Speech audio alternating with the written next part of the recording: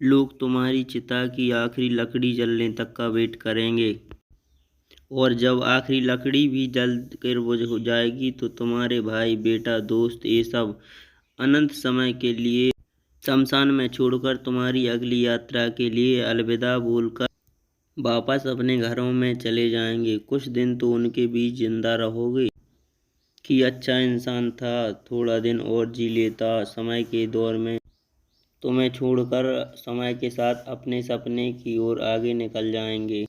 तुम्हारे आने का इंतजार नहीं करेंगे, क्योंकि उनको पता है कि जो एक बार चला गया वो लौट कर दोबारा नहीं आता है। तो इंतजार करने से क्या फ़ायदा, बस तुम्हारी कहानी यहीं पर ख़त्म हो जाएगी। तुम जब ऊपर से देखोगे कि लोग कितने स्वार्थी थे और कहोगे कि जब मैं उनके काम आता था तो कितने पास रहते थे, आज मैं जब चला गया हूँ तब भी दुनिया वैसे ही चल रही है, तब तुम्हें अफसोस हुआ कि क्या मैं इन्हीं लोगों के लिए पृथ्वी पर जन्म लेके गया। तुम उन लोगों से सवाल करना चाहोगे, लेकिन लाख कोशिशों के बावजूद भी तुम्हारी आवाज़ उनके पास नहीं पहुंच सकेगी।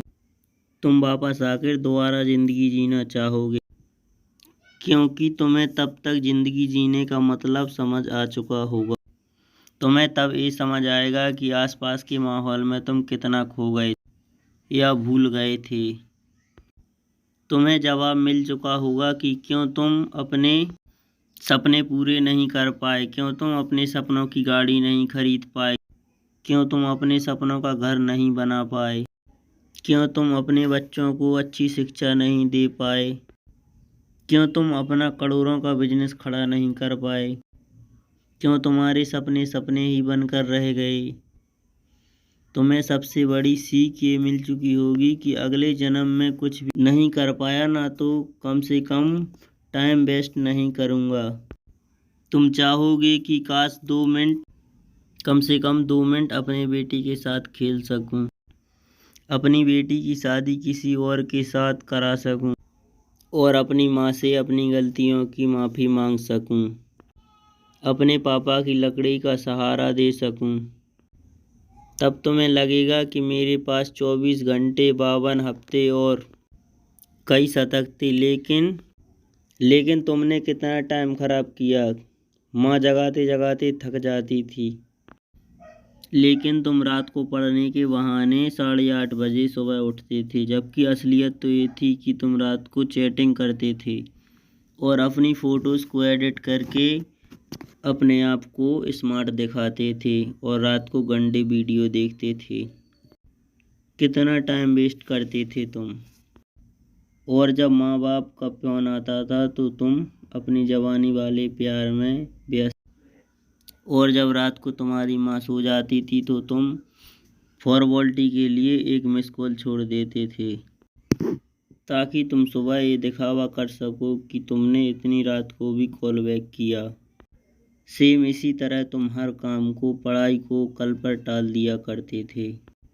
जो हाथ तुम्हारे बूढ़े माँ बाप को सहारा देने के लिए चाहिए थे, वो सिर्फ बिना मतलब के मोबाइल पर उंगलियां फिराने में बिजी रहते थे। तुम्हारे सुबह लेट उठने की वजह से उन घंटों को मिलाकर कई दिन बन जाते और दिनों को मिलाकर कई हफ्ते और कई हफ्तों को मिलाकर कई महीने बन जाते और कई महीनों को मिलाकर कई साल की ज़िंदगी तू एक्स्ट्रा जी सकता था।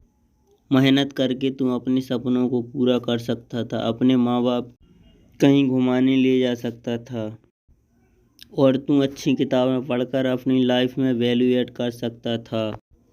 अब तुझे मरने के बाद एक माइक्रो सेकंड भी नहीं मिल सकता, क्योंकि ज़िंदगी में तुम्हें पहले भी कितने साल मिल चुके। थैंक गॉड कि अभी तुमको कुछ नहीं हुआ, अभी तुम मरे नहीं। थैंक गॉड, आज तुम थैंक गॉड बोलने के लायक हो, धरती पर बचे हुए हो। तुम्हारा वक्त, तुम्हारे सपने अभी पूरे नहीं हुए हैं।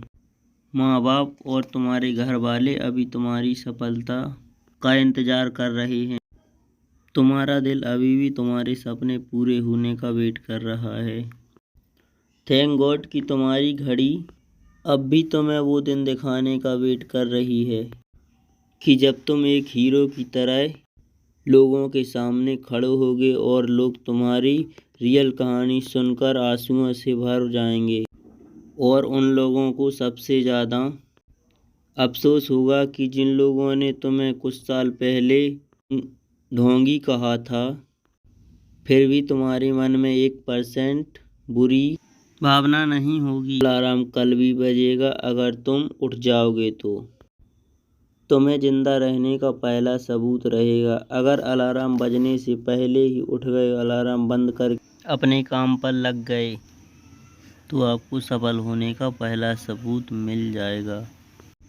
अगर तुम 12 घंटे सोओगे तो तुम्हारी अब भी आधी लाइफ मरे हुए के समान जियोगे, क्योंकि सोता हुआ आदमी और मरा हुआ आदमी इस दुनिया में नहीं रहता।